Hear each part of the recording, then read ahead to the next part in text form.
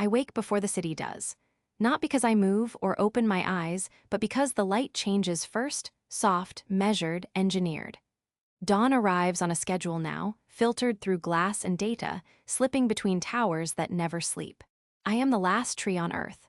From where I stand, the city looks like a reef made of mirrors.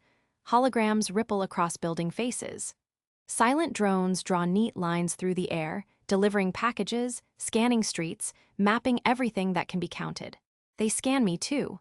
A delivery drone slows, hovers near my crown, and paints my leaves with invisible light.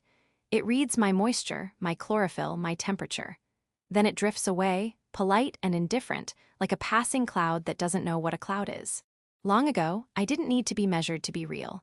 I remember when my mornings were crowded with sound. Wind would arrive unannounced and tell stories through entire forests at once. Pollen moved like a secret message. Birds argued over branches. Insects stitched their tiny lives into the rhythm of bark and bloom. Back then, I wasn't alone. We were millions. We spoke in ways humans never noticed, through scent, through roots, through shade. We shared water and warnings. When one of us was hurt, the others leaned in, sent help, made room. Now my roots push through old concrete, searching for soil like a memory searching for its name. In the cracks of my bark, a few insects still live, small, stubborn citizens of a world that used to be everywhere. Most days, the people pass without looking. They move in clean streams along the sidewalks, eyes lifted just slightly, focused on things only they can see. Augmented displays float in front of their faces, messages, maps, meetings, simulated sunsets. Some of the billboards nearby show forests, perfect forests. Endless green under perfect blue, leaves that never tear, birds that never vanish. The images are beautiful, but they don't cast shade. At midday, the air changes again. It grows cooler, balanced by machines hidden in the architecture around me.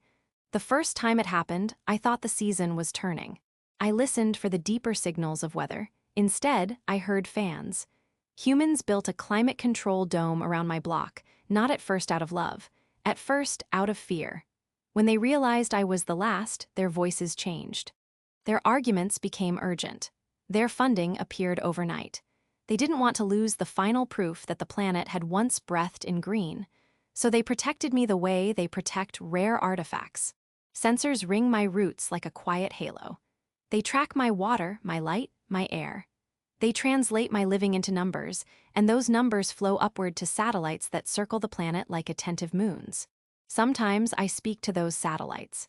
Not with words, but with presence, through the slow chemistry of my leaves, through the carbon I take in and release. They answer in graphs and alerts, in gentle corrections to the air around me. I have become a monument that still grows. And still, even here, life finds its way. A single bird visits at dusk. It nests high in my branches where the city's noise can't quite reach.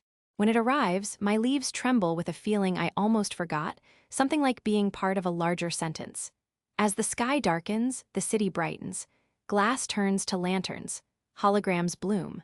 Artificial stars appear in the dome, arranged for comfort, not accuracy. I feel the synthetic breeze they give me, carefully tuned, gentle enough to keep my limbs strong. It is not the wind I remember, but it is wind. And I am still here.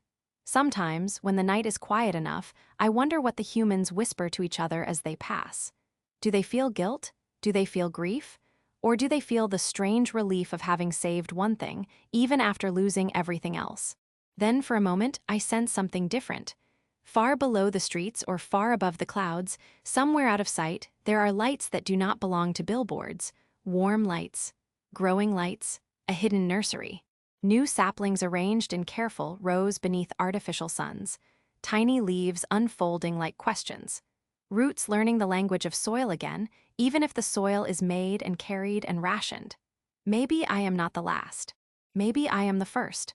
The day ends the way it began, with light changing quietly, deliberately. I stand in the center of this future city, old bark, patient roots, green against glass. And when my leaves rustle in the soft, engineered air, I imagine a sound returning that no dome can manufacture. A real forest, starting from one breath, starting